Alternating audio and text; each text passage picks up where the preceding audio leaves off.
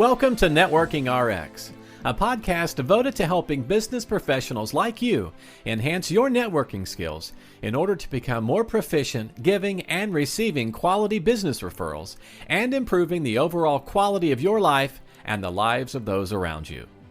The Networking RX podcast is a production of AmSpirit Business Connections, an organization whose mission is to empower business success through networking.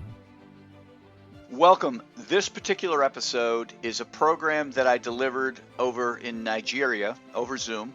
Actually, I recorded it and got them the recording, but it was at a global relevance conference they have. They do it every year, and they've done it 2 years in a row at least. But this was my program that they asked me to do, and so I figured it was some great content. I would share it with you here today. Enjoy. Hello, my name's Frank Agan. Since 1995, in one form or another, I've been helping entrepreneurs, sales reps, and professionals around the world find more success through networking.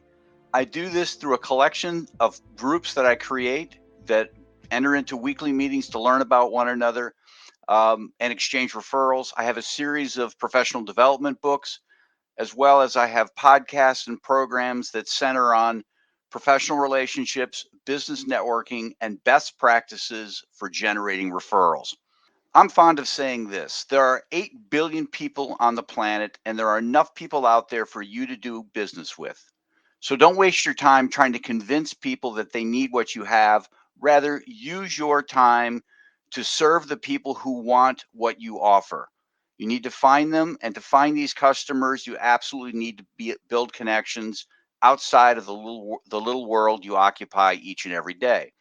And 21st century technology allows you to do this. I'm coming to you from Columbus, Ohio in the United States, the central part of the United States. But more importantly than the technology is the approach that you use. You need to connect with people in the right way to build relationships, for them to steer other people to you to do business. So for the next 15 to 20 minutes, I'm going to share with you 4.5 steps, yes, half step, to build connections around the world, across borders, around the world, here and there. But before I jump in, let me share a story to frame the conversation, if you will. There's a famous anthropologist. Her name is Margaret Mead. And she was teaching a class, and one of the students asked her, what was the first sign of human civilization? And she kind of gathered herself, and as she was, people were thinking, well, maybe it's clay pots, maybe it's weapons, maybe it's fire. And her answer surprised everybody. Her answer was a healed femur. For those who don't know, the femur is the bone that connects the knee to the hip. And when it breaks without modern medical care, it takes about 6 to 8 weeks for it to heal. And she went on to explain that in the animal world, when you don't find animals that survive broken femurs, because when you break a femur, you can't move, you can't find water, you can't eat, you can't defend yourself. It's a slow, painful, agonizing death. But when they came across the remains of humans who had healed femurs, they realized that there was something special here, that somebody stayed behind to care for this person. Somebody stayed behind to give them food, to protect them, whatever it took, for six weeks. And so if you stop and think about that moment, is that people who helped others became more successful because they had bigger teams, they had bigger tribes, they had bigger clans, however you want to frame it, because they ensured that people survived. And people who helped others had people in their corner when they needed help. And so they had people serving them when they needed it. Now, the interesting thing about this point is that in those days, if you had people who were willing to help you, you increased your likelihood of surviving. If you had a bigger tribe or a bigger clan, you increased your likelihood of surviving. And so that DNA pool has moved forward. That DNA pool has survived. And that DNA pool is in each of us. I don't care about the color of your skin. I don't care about your politics. I don't care about your religion. You are capable of being a person who cares for others. You are you're capable of doing this. We as humans are looking to associate with people who are willing to help others.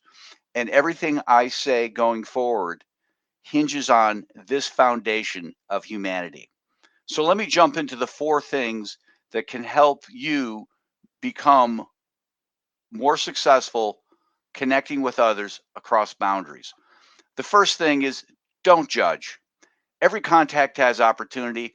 I see people out there all the time who will look at a contact, they'll look at their LinkedIn, and they'll make a determination that that's not a good person for me, and they'll pass them by, or they'll decline having a conversation with somebody or meeting somebody. I'm telling you, every contact has opportunity. In 2007, I was giving a speech, and a young man came up to me at that speech, and it was very clear that this young man was down on his luck. He had a lot of questions for me, wanted to know about me. I've written books. He wanted to know about writing books. I could see he was down on his luck, and I took the time to talk with him, invite him to lunch. We went to lunch several times. We struck up a friendship. He taught me how to use LinkedIn. And I taught him, we wrote a book together. I taught him things about business, helped him get started. Well, that person turned out to be Lewis Howes. If you're not familiar, he's got a top 10 worldwide podcast called School of Greatness. And, he's somebody to this day that we're friends, and I can reach out to him if I need help, if I have a question. So don't judge people. Not everybody is going to be your next best client, but everybody is connected to somebody who could be. And you need to give everybody the time and attention, because you don't know where that person's going to lead. Oftentimes, I find that the people I think are going to be the best connections for me are kind of lukewarm, no big deal. And the ones that you wouldn't think would be great connections, for whatever reason, turn out to be great connections, and they connect me to all sorts of information, opportunities, other people. So don't judge people. Take the time to just get to know people and just trust that it's going to work out, and that connection is going to lead somewhere. The second tip I have for you is start with small talk. When you meet somebody, don't feel that you need to jump in right away and start talking about business. Develop a relationship.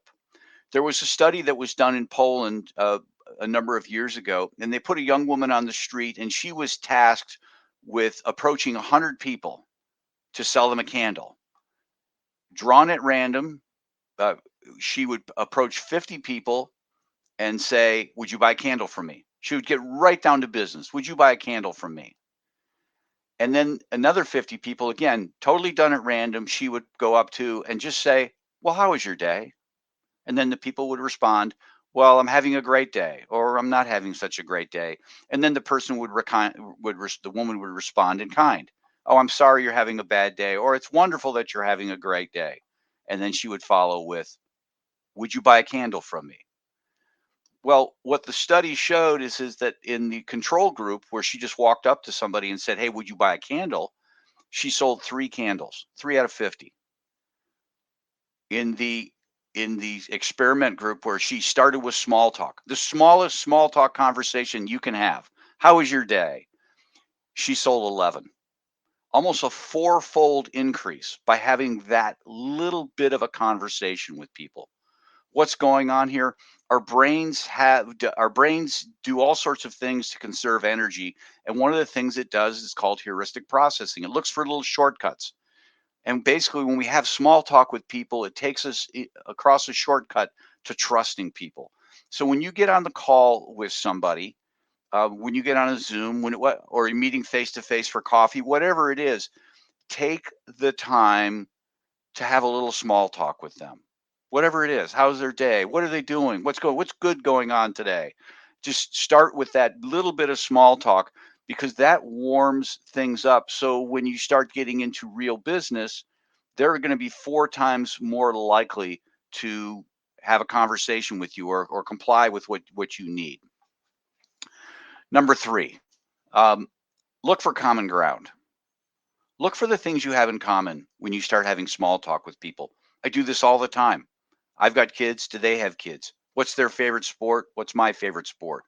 What's their favorite team in that sport? Who's my favorite team? And if we don't share the same team, maybe there's a game we can hang our hat on. Maybe it's whatever it is. I look for the things to find common ground.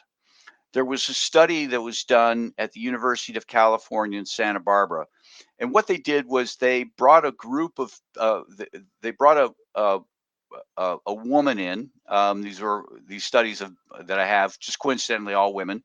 Um, and they told the woman that the study was going to be about zodiac signs, astrological signs. And the woman was brought in, and another woman was brought in to be part of the study with her. And so, what the first thing they had to do was fill out a questionnaire. And the top line of the questionnaire was, "When is your birthday?" Because if you're going to do a study on astrology, you need to know when somebody's birthday is. And so, the test subject would write on there their birthday. Well, the other woman who came in was in on the study. She was what they call a plant or a Confederate. And she was in on the study, and she would peer across and see when the other woman's birthday was.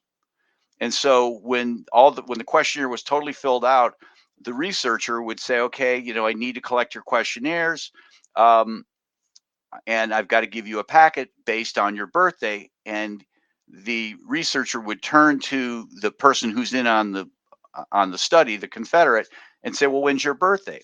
Well, half the time, that particular person, the Confederate, would say the same birthday as the person who was the experiment subject. And of course, when she would say, the birthday, my birthday's February 26th. Oh, February 26th. Well, that's so neat. That's my birthday too. And half the time they would just say a random date, October 23rd. And I wouldn't care because it's like, that's not my birthday. It doesn't really resonate with me. But so that was pretty much how the study started. And then when the researcher left the room, the Confederate would turn to the test subject and ask them, "Listen, I have an 8-page paper I need reviewed by tomorrow, and I need a 1 to 2-page write up on it. Um, and it has to be from somebody I really don't know very well. And I've just met you, so would you do this for me?" And 40% of the time, if the birthdays were the same, the person would agree to do it. We share a birthday. Of course, I'll do that for you. And when the birthdays weren't the same, it was only about 20% of the time that the people would do it. So finding common ground with people is a very powerful thing. It's a very, as that study indicates, people are twice as likely to do something of significance for us when they sense that there's something in common. And we can all try to find things in common with us. It's been very rare when I've talked to people where we have nothing in common. And when that happens, I kind of chuckle and end the Zoom call or end the meeting, not abruptly, but quietly. I just know it's not going anywhere. There's 8 billion people on the planet. Not everybody's for me. I'm just trying to find the people who are for me. And the people who are for me are the people that I have things in common with and can kind of resonate with what I'm about. So don't judge, start with small talk, look for common ground. Number 4, add value. You need to find ways to add value to people. Again, we are hardwired to look for people who are contributing to the world around us. Think back to the broken femur story. We're looking for people who care. We're looking for people who care and want to have small talk with us. We're looking for people who have common ground with us, who are part of the same tribe or clan or team or however you want to look at it. And we're looking for people who are willing to add value. That's everybody, including the people that you talk to. They're looking for the same thing. They're looking for people who want to add value to the world. So there was a study done, and I'm going to demonstrate the importance of this. There was a study that was done in the United States. It was conducted on 30,000 households. That's a big study.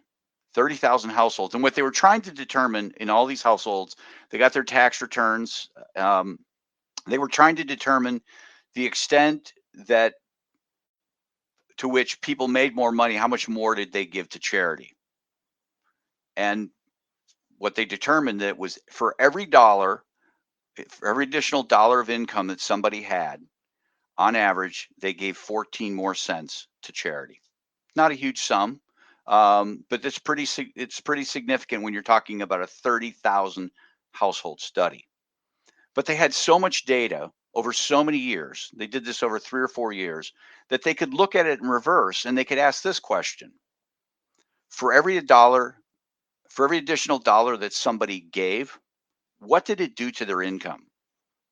And what they found was stunning, that every additional dollar that people gave to charity, on average, that next year, those people made an additional $3.74. $3.74. That's a 374% return on investment. Now, why is this? Well, they're really trying to unpack all, what's happened here. But what they find is that a couple of things. One, when we do things for other people, we tend to feel really good about ourselves. Our body kicks out oxytocin and we just feel good, and we're energized and we're willing to do one more thing. I find that when I have a good day and I'm helping somebody, I'm willing to just make one more call, just take a little bit of a risk, and those little bit of a risks pay off for me. But the other thing that happens is that when you do things for other people, they are predisposed to do something in return. It may not be one for one. It might not, you give somebody $1 and they'll give you $1 back. But when you take the time to help other people, they're going to be willing to help you in return. So how can you help other people? You can help people in lots of different ways. Certainly just sitting and listening with people is a way. Making introductions for people, getting on a call and trying to find referrals for other people, because if you try to find referrals for them, they'll try to find referrals for you. It's never perfect, but it works. So try to find ways to add value to others. That's 4 items. My half item, be patient. Relationships, building relationships is about planting seeds. It's not about picking fruit. You need to do things. You need to be patient. Some things are going to turn around in a hurry. Some things, it might be years before things come back to you. I have business coming to me that started 5 years ago, 10 years ago, and now it's just coming around and coming back to me.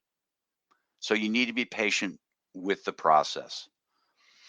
Before I recap, if you like this sort of content and are interested in more, I've created a platform where I share many more insights like this. I'm constantly coming out with information. It's networking-rx.com. There's lots of free content. There's also premium content for people who want to take advantage of higher levels of learning. But go check out networking-rx.com and sign up and take advantage of whatever's there. But to recap, the 4.5 key steps to generating connections, building those connections across borders. 1, don't judge people. Everybody's got every contact has opportunity. 2, start with small talk. Just engage in some small talk. The business will come if it's going to happen. Just start with small talk. Get to know these people. Third thing, look for common ground. Look for the things you have in common.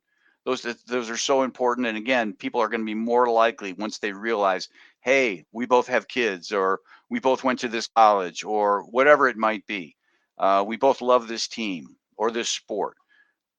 Number 4, add value. Find ways to add value to other people. Make introductions, give them referrals, help them get where they're going, and they'll help you get where you're going. And finally, just be patient. Be patient. Take your time. This is a long, long game. Business is a long game. It's, nobody gets rich quick, and the ones who do tend to squander it anyways. So just be patient with it. The things you do today, today will manifest themselves in positive things in the future. Good luck on your networking journey. I appreciate your time. Thanks for joining us on the Networking RX podcast. Please put what you've learned into action today and let us know if you have questions, comments, or ideas for future topics.